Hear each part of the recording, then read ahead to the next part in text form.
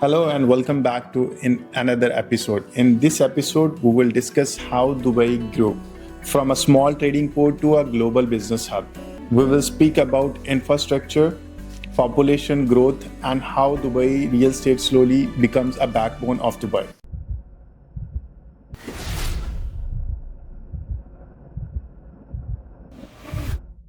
So today we will move forward to our next chapter, and yes, we are going to discuss about one of the biggest and number one developer in Dubai, which is Emaar Properties.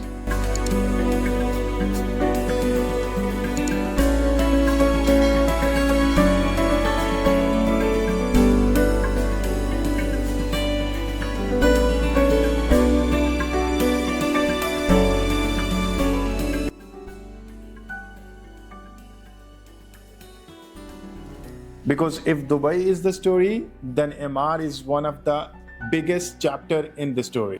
So by the late 1990s, Dubai was ready. The roads was there, businesses was there. People were coming from all over the world. But Dubai needed something more. It didn't just need building, it needs planned communities, places where people could live, work, shop, enjoy their life in one area. That's when Emaar entered in the picture. Emaar was established back in 1997, at that time when Dubai was preparing for its biggest leap. The most developers at that time were building a single projects, one building here and one building there. But when it comes to Emaar thought differently because they believed in a master development, not just building a single towers, they are building the entire destinations. They asked simple but a very powerful question: where will people live, where they will work, and where they're gonna spend their time? How can everything will be connected? This mindset is what sets Emaar apart from a day one. Emaar's biggest contribution to Dubai is something we all know today. Downtown Dubai, but when it was planned, this area was not what it is today. Emaar did not just build Burj Khalifa, they built the entire ecosystem around it. Home, offices, retails, hotels, public spaces. Downtown Dubai becomes a heart of city.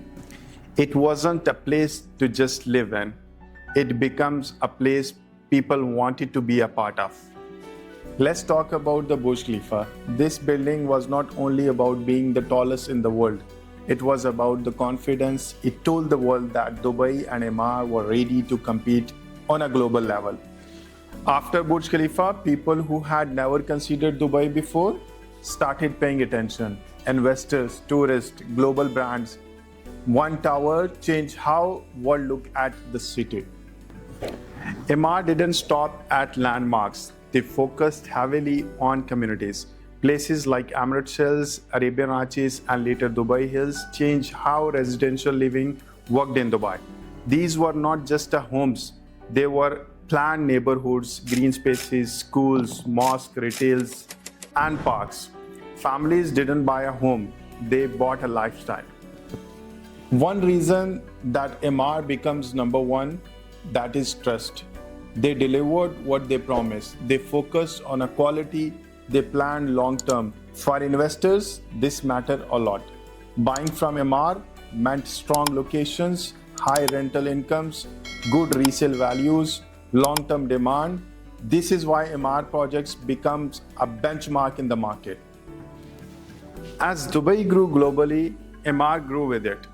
Their projects becomes the symbols of city ambitions. When people thought of Dubai, they thought of Burj Khalifa, downtown, master plan communities, and behind most of these ideas, Emaar was involved. So why Emaar still matters today? Even today, Emaar remains the one of the strongest developer in Dubai.